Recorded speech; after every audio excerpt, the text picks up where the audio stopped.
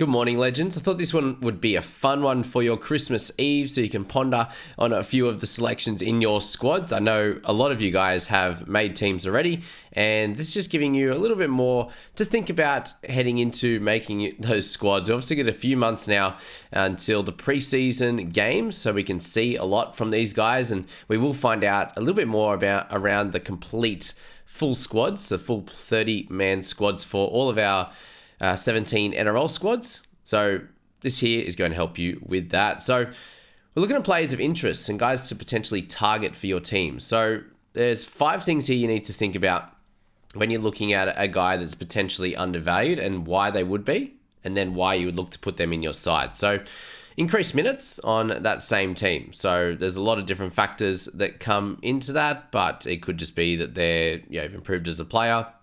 There's a player has left, which is coincided with this third one there, the increased role in team. So, if they're a halfback and they're 5'8" that kicked a lot in general play or was the goal kicker, has left, that means their role is increased. And then, potentially they could be getting 80 minutes a game if they're a lock in the squad rather than being like a 45-minute guy. And so there's potential for more points and more minutes there for sure. A guy could move to a new club, which means he's likely to have a new role, or potentially they pop him in a spot that gets more tackles or gets more runs, or they just decide to use him as a strike weapon at potentially a not so strong club compared to being at the Panthers, for example, where it has to be spread around because they have so many guns in their side. Other one here is change position. One caveat to that is just make sure that they've likely have played in that position in some part of their life. There are a few guys, as we saw with last year, with Suoli'i not moving to the centre as well. You also had Egan Butcher that didn't move to the edge well. So just make sure that they have played in that role before, and it is an improvement role rather than a role that they could go backwards in. So, winger for some of these guns that of running it out of trouble and getting tackle breaks and tries on the back of that, compared to moving into the centres where you have a little bit less on the run meter side. And if you're not a good tackler, then that's going to be an issue for missed tackles as well. And the last one is coming off an injury affected season. So if you're one of those players where your break even is a fair bit lower, because of that, your minutes, you had injury affected games, concussion games, and the like, then this is going to be very important for you to have a lower price there and potentially be picked up by our squad. So I have, I think, over 40 guys here, 43. Just to touch on sort of briefly in this one, and we'll get into it a little bit further as we know a little bit more around squads and the like there. But Dean Mariner from the Broncos, we're going from alphabetical order, guys, so from the top with the Brisbane Broncos. Broncos centre, 450k and a 33 break even there. So that's what he's priced at currently. And that he has to score that to maintain his price, and anything above that, which we're hoping for anyway, with all of these guys, is that they make money and they score pretty well for your side. So Dean Mariner, he averaged much better than this across his limited amount of games last season. The big important thing with him, he's a super young, talented kid in a really good side. So if he gets that left centre role that Herbie Farnworth leaves behind, that's a guy that Herbie, obviously a very, very good player, but that's well over 10 points of value given Herbie averaged in the mid-40s for the majority of that season. So Mariner could definitely be a guy that you pick up in the tough centre position that could end up being a gun and someone you don't trade out for the entirety of the year. He's not going to play Origin. He's going to be safe on that front. And that's the real potential upside. Potential downside, I believe, is that he probably stays the same price and doesn't really make too much money for you. But you're getting a guy that's going to hit somewhere in the mid-30s, and it's not the worst thing in the world. But you're also spending up in the center position. So he's one of those guys that I think if there's not many really cheap options in the centers, then he could be a good selection. Kobe Hetherington, those that have watched my channel for a while now, a couple of years ago, talked about him as being the must-have cheapie, and I won't be doing that again. Thankfully, I didn't get any of those cheapies wrong last year, but Hetherington was one that I did. One of those guys that when he gets the minutes, he seems to score really well, and his PPM was incredible in that year, but he just never got the minutes, unfortunately. He was playing sort of 30 minutes a game, and that cooked him as being a really good option. In this team here, you've got a mixture between himself and also Fletcher Baker that there are minutes available now that Flegler is gone, but it is only one player. And you do have guys like Payne Haas who, for the majority of the year, didn't really play big minutes. He's sort of in the 50s pretty regularly. So there's a high chance that he could increase his minutes output a little bit. And then it's guys like Baker and Hetherington sharing those minutes. And there's a little bit of chat around Carrigan moving to the prop position. I just don't really see it happening. Maybe at certain times of a game, so he can keep on there for longer. To still be on there at the same time, but sort of split sort of a 50-20 in there. But Hetherington there and Baker, both guys that are still fairly cheap. They're not bottom dollar, but they're pretty close in that they're under the 360 mark there. And they're needing sort of 40 minutes, I think, to each of them to be able to be of any value to us. And are they both going to get 40? That's the main worry, is that if you select one of them, the other guy could get the 40, could get the 45, and you're stuck with the 25 to 35 type of guy, which would not be enough minutes. So they're both a big watch heading into the preseason, obviously listening to coach and finding out what he's going to say about them as well. Piakura looks like it's going to be a much safer pick, and he's only a little bit more expensive than those guys, but has the upside of 80 minutes. We saw what he could do at the back end of last year when he got some good ball as well. He was able to get some attacking stats at that, but anything close to 80 minutes in this squad is going to be a gold mine for anyone under 400k in the forwards in a good side where he could get nice short balls and some space out wide, which is going to be really, really cool. And a youngster that's only going to improve with time. Piakura very clearly on our radars. Canberra Raiders, we got KO Weeks. So for him there, he has the half and the wing fullback tag. He did play a fair few games last year at 252k. There's a reason he is down there, because he didn't play very well. The big thing with him is obviously a change of club and potentially getting either the wing fullbacks, the fullback slot, or also the 5'8" slot. And it's a mixture between him and East Strange for that 6 slot.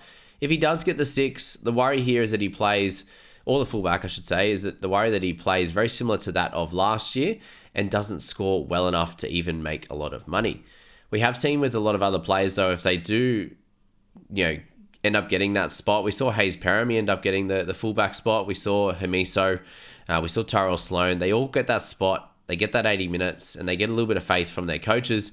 And they do seem to get into the 30s eventually. So if he was to do that, it's close to 12 to 15 points of value, which is pretty simple. And if you can do that in the 6 or the 1, you're taking a guy that's a starter at 252k with dual position, that at worst, if he gets out of the team, you have a looper, or you could trade him for another cheapie at that point. But the upside is there if he happens to turn things on. There's some talent there for sure, but he was very disappointing last year. Ethan Strange, so he's the one that we haven't seen too much of, and that could be a little bit of a factor in Sticky actually choosing Ethan Strange in that 6 spot, is that he's that raw talented kid. We've seen what Weeks has been able to do. It wasn't great at Manly, but let's see how the preseason goes for both of them guys. And if Strange gets the 6, he's going to be in our sides very, very comfortably in the center slot as well, so that would be massive. And so keep an eye out on him, really be watching his preseason, and we'll go from there. Jamal Fogarty, obviously with the Raiders as well, the half. So Whiten goes. And if we get Strange there, not too much of a kicker in general play. If we get Weeks at 6, even less of a kicker in general play. So Fogarty becomes that goal-kicking half that is doing the majority of the kicking and could be, maybe not the heights of Sean Johnson, but definitely somewhere in the 50s. And that gives him at least a minimum of 5 to sort of 10 points of value for a potential borderline keeper, or a guy you can use for the majority of the year, given he won't be in the Origin setup. So if you can get a guy that you can make a bit of money on that averages in the 50s, you're really not, that's definitely nothing to sneeze at, that's for sure.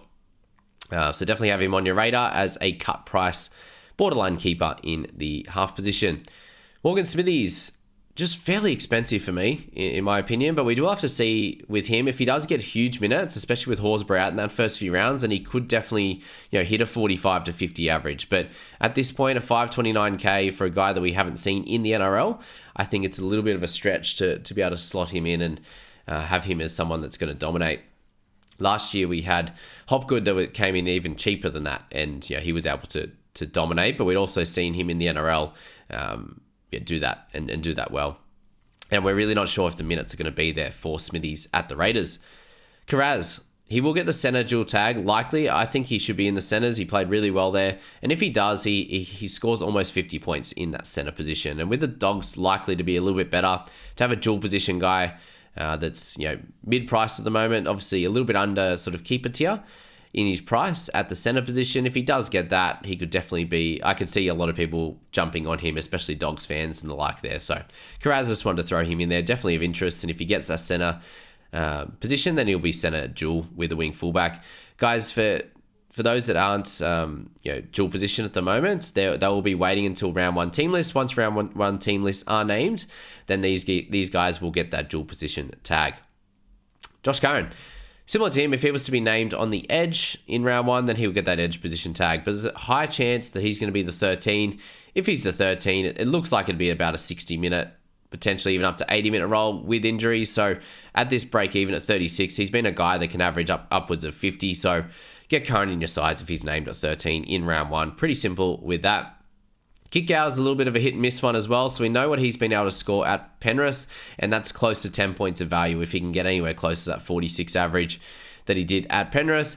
Injuries last year, came back and he just wasn't as good. He was still able to average the 37, so if he can get a clean preseason and no injuries in that, then there's definitely upside on him. And again, it's probably one of those, if you're a Bulldogs fan, you could select him for sure. Reed Mahoney. 580k. He comes in as an option again this year. Last year he started off really, really well, and he was more expensive than this as well, just a tiny bit, I think, but not much. So yeah, he came in a slightly undervalued compared to what he's done in the past. Last year he started off at a plus 50 average, and then really fell away with the missed tackles and the like. So there's a good chance that Kurt Mann does take some minutes off him, and if that's the case, I think you have to avoid Reed Mahoney. If he's not going to take minutes, or if we hear something about that, Mahoney could definitely be a good starter hooker, but my worry is that as he gets tired, the missed tackles come, and we've seen that for 2 years now. Sam Hughes will finish things off for the Dogs, and he's really cheap at 250k, which is awesome. And Gus Gould has come out and said he is the Jacob Preston, the guy that's been dominating in the preseason, and you can see that with his PPM. He's very close to a 1 PPM. If he gets anywhere around the 25 to 30 minutes, which is very likely in this Dogs pack, especially if he comes out and shows that he's got some quality about him. We saw guys last year getting 40 and 50, 60 minutes. Harrison Edwards, for example, playing in the lock position. If Sam Hughes can show his talent there, then he will definitely be getting some good minutes. So I think at some point in the year, he's going to get a chance to show that with minutes. And so he could be a guy to stash on your bench straight up. Kale Iro with the Sharkies there, 230k. That's the big news for him in the center position. If he gets the starting center role, we're all going to have him. It's as simple as that. He's got some talent. He's only been able to show it once, I believe, from memory. But yeah, he's a guy that needs to be on all our radars for the Sharkies there. Jaden Campbell with the Titans as well. So hopefully he gets if he's named in the fullback slot in round one, and we see Brimson in the centers or something like that, or if there's an injury to Foran or Tanner Boyd, we should see Brimson in the halves. And if that were to be the case, then Jaden Campbell would be undervalued, given that he can score close to 50 on his good days. That's as close to an average for him, and can go above 50 on his good days, I should say. So yeah, look at him as that mid-price wing fullback option. Both for more, 660k. He scored in the 50s, so a tiny bit of value there as potentially a cut price keeper for a guy that won't be in Origin, likely. Anyway, so 660k for him. Welcome back after the ACL. That's the main worry with him, is him coming back from a tough injury. Sam Verrills, one of those guys that was in and out through injury as well. When he played 80 minutes, he was close to a 50-point player. So Verrills, in that sense, needs to be noted in here as a potential option for those that are looking for a mid-price hooker. Sam Verrills, very, very solid. See how the Titans go this year as well. Okay, off to the Manly boys. And Schuster, he's the only one we're looking at here. I don't like it. He's 408k. He's going to break even at 30. If he's playing big minutes in the back row, then it's likely he scores around that 40 mark. And then has upside games, has some downside games as well when he doesn't get involved or he misses tackles. But the roller coaster of Schuster, when he can get him at edge and half, seems like a pretty decent selection there, and a lot of people will be picking him up if it looks like he'd be named on that edge. Pap, oh how I've missed you, and Hausen. That didn't flow very well, did it? Anyway, we've missed him. Storm, wing fullback, 495k, break even at 36. We know what he can do. He's a 50-plus player when he's well. Hopefully he's good to go for round one. That's the main issue here, is if he's named in round one, I think a lot of people will pick him up. One guy I didn't put in here is Farlongo. Chances of him being there if Pap is in the round one squad, low. So yeah, either way, if Pap's not there, if he happens to get another injury in the preseason, I hope not, then Fa'alongo is going to come into fruition or come into calculations. That's for sure. So Pap, get around him. Eli Katoa, someone that is potential for a 50 plus keeper.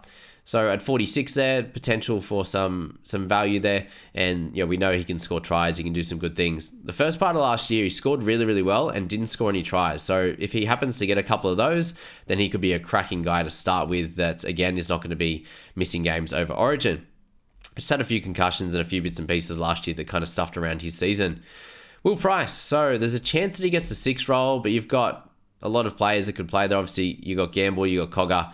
And then you've got Hastings in the 7. So I'm not sure why they've ended up going for another one. They grabbed Cogger. They are now 4 halves for 2 spots. So he's in there as a potential option if he gets the 6 role. And he's got plenty of talent. That is for sure. With him there, so 400k, 29 break even, dual position, wing fullback half. If he gets the 6, he's in your wing fullbacks pretty comfortably. Dylan Lucas, I'm so excited about this guy. The main issue is Kai Pearce-Paul and the role that he's going to play. Sounds like his toe injury is not good. So yeah, how long he's just had surgery on it, I believe, and yeah, I know Knights weren't happy about it. So if he's out for a little while, Dylan Lucas, I just think he's a 50-point player, consistently as well, like 80 minutes, 558k. You're getting him at a discount. If he's there round 1, and we hear Kai Pearce-Paul is at least a month, 5-6 weeks away.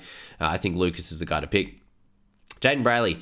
Very interesting with this one is obviously he's priced at 575k, the 42 break even. It's still fairly steep for a guy that could be about a 50-point scorer. If Crossland's on the bench, surely he takes a few minutes, and I think that would make it too tough for Brayley to score really well. But crazy things have happened. Chucked Wade Egan in there. All the Warriors fans ask me about him each and every year in the preseason. I don't talk about him too much, but we know that he can be a 50-plus scorer at times. And it's little stretches of periods of time where he can do that. He'll score tries. He's really good at that. Going from dummy half there. Seems to be involved in those for sure. With Egan, though, the main issue is the concussions at the moment. It's just way too many. And, yeah, minutes, not playing 80 for the majority of weeks. So, yeah, especially with Jazz Tavanga, likely to be that bench guy with, Kurt Capewell coming over. You got Murata and Niokore. There's a lot of guys to feed on that bench in a really good Warriors side. So I'm not sure if the 80 will be there. Ruben Cotter, Cowboys, he was 160k more expensive last year and people started with him. Now he's cheaper than that. Surely the minutes come. How he plays like 70 to 80 minutes in Origin and can't average anywhere near 60 minutes across the season for Cotter. When he starts in the lock position, I believe he's around that 60-minute mark. But other than that, heaps of low games, bunch of interchange games. So I think if we're going to get the minutes out of him, it will be at the start of the season. Cow's had a pretty poor season last year for the most part. So I do really think that he needs to be on the field for longer. If he is, he will average close to 50. If he's not, he will be somewhere around this price. So there's upside with very limited downside, in my opinion, on average, because there will be games that he gets 60. There'll be games he might get 30 odd, if that's the way it goes. Reece Robson as well. Guys, just note that I'm not mentioning any guys over 700k at this point. So Robson's pretty much the most expensive that I'll be speaking about. Someone that I owned last year fairly early as well. I missed his first 70, but got a lot of his 70 and 40 odd, and then I got his 70 in the 3rd round. So he's one of those guys that could definitely be a 50 plus guy. Missed a lot of tackles last year. Was really frustrating to watch. So personally, he's not someone I will be going for, but I know that other people will have a look at him. Sean Lane, Eels, Edge, 558k with a 40 he's priced at. With him there, he's been a 50-plus scorer twice in his career, both of the Eels, and the year before last when he wasn't injured, he was dominant at a 54 average. So any guy that has done this twice in their career has that role. Just injuries was the thing that killed him. So he has to be in everyone's plans for sure. Jack Wyden. Very interesting that the highlight here is that he's got the, he will have the half tag, as it looks like he'll be named at left center. If that's the case, he played a couple of games at center last year. He has played it in the past, obviously through Origin as well. So we know he can do it. And the best thing about Wyden is he's going to be in a pretty strong Rabbitohs team if they're fit and firing, with Latrell especially. His running game's the best. So if he can get his hands on the ball more often in wider space, that means there's going to be tackle breaks. That means it's going to be tries and potentially the odd try assist. Hopefully he can still give Alex Johnson some passes there. But at 530k, dual position, he will be centre and half. He could be the centre stud that everyone's looking for, and you could get him early and sort of lock him in with him not being in Origin contention, given he has retired himself. So very interesting one, Jack Wyden. On the other side, Campbell Graham is one of those guys at 609k. He was a 50-plus average for the beginning of last year until his sternum injury plagued him for the rest of the year. So at 609k, he could be a 700k keeper. At this point, unlikely to be in Origin when you've got Crichton. Obviously there, you've got Latrell, you've got Tommy Trbojevic. There's a few guys ahead of him. Unless they all get injured, he will be missing Origin, unfortunately for him. But yeah, definitely an option. David Totola. 485k, 35 break even. He has been close to a 700k guy in the past, so he definitely has upside on that.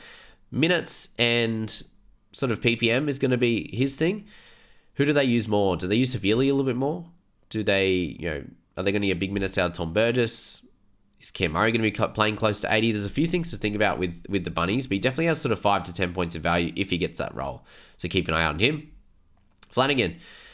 Ronald Volkman has been just signed by the club, so we will see a few of these things over the preseason, guys, and that could affect different guys' roles and the like. But Kyle Flanagan at 349k, if he gets the 6 role, potentially if Lomax is out in certain games, he will get the goal kicking as well.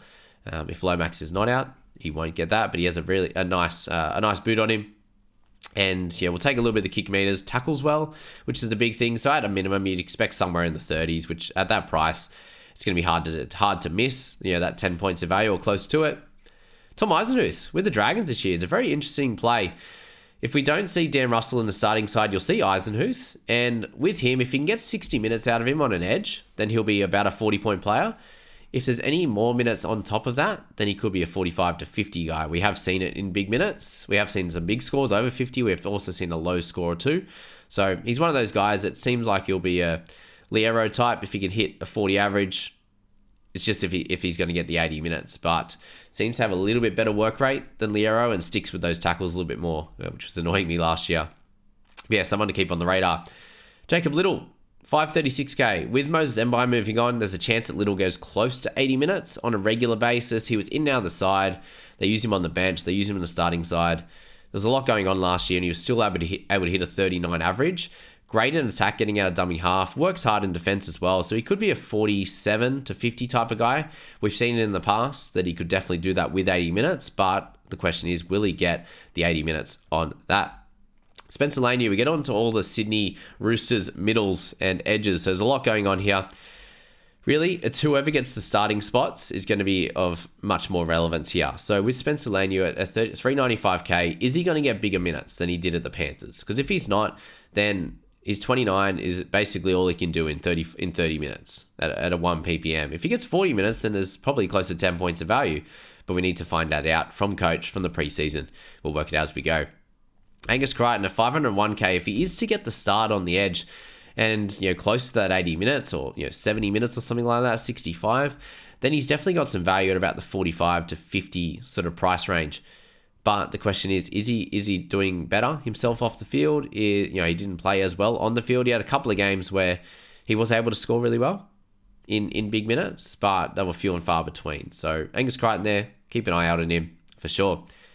Brandon Smith, hooker, and the mid jewel again. Very similar price to what he was last year. I think a tiny bit more expensive. The 39 price, he's priced at 39.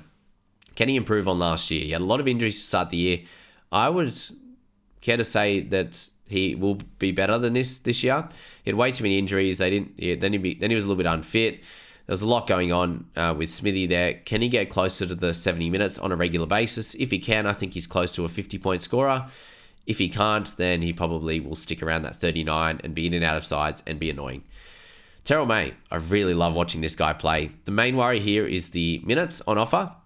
He only needs about 45. If he can get 45 to 50 minutes through that middle, if he steps up and dominates, amazing. He'll be a great scorer. He's still fairly expensive at 492k. If he was about 400k, I think I'd be jumping all over him 100%.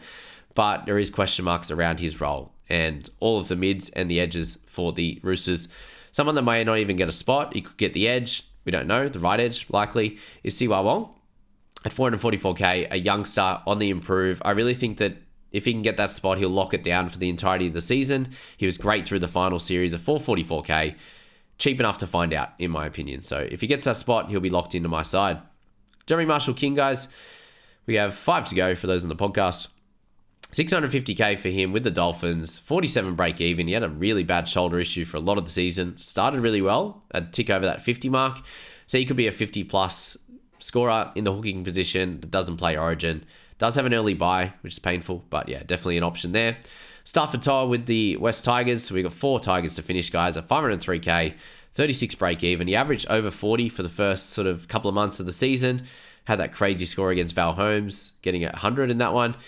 So he definitely has some upside, but a lot of that is from one game, and then he kind of fell away for the rest of the season. So if the Tigers are better, great. He could definitely get some more scoring, but if not, he could just be a 35 guy, and a bit of a pain in the ass at that price. We have Latu Fainu. So the 5/8 potential for him. I think I put that score wrong. 203k. Yeah, I'll fix that. Whatever that is. Basement price anyway. 230, I think that's meant to say. That would work. Cool. 17 break even, obviously. Not much there to beat.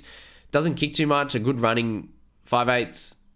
Plenty of talent. Super young. Does he get that spot straight away, or is it Sullivan? If it's Sullivan, we leave Fainu until he gets a chance, basically. But if he's in there, got a slot, got a spot, he'll be in our sides. Plenty of talent. Aiden Caesar, 477k, 35 break even. Hasn't been in the NRL for a little bit now, but he comes in here. If he's partnered with Fainu, he's going to be a goal kicking in general play gun, basically. So he could be a very easily a 40 plus guy if he can do majority of the general play kicking and kick goals. That's a great start. Obviously, tackles are going to be in that. If he doesn't miss a crazy amount, he's someone that definitely misses a few. But if he has, if they're a team that's doing well, he's going to be in the thick of some try assists and the like pretty comfortably, naturally, obviously with the goal kicking as well. If the Tigers are terrible, then he could only make a little bit of cash. That's that. And then Sean Blaw, last one, guys, 518k, 37 break even priced at. If he gets to start on an edge, if Benji really likes him, we're not sure at this point. He played some middle, he played some edge. He'd play 80 minutes on the edge and then get dropped. So lots of question marks with Blorey. If he can get locked down a roll, it could be really, really cool. If he doesn't, then it's going to be pretty frustrating for Shawnee and owners of him if he's in and out of the side and the like there. So they're the players of interest currently, guys. I hope that was very helpful for you. We will get in later as we go through each team, obviously, and then the mid-rangers, the cheapies, and we'll get a good write-out of these guys once we know a little bit more in January.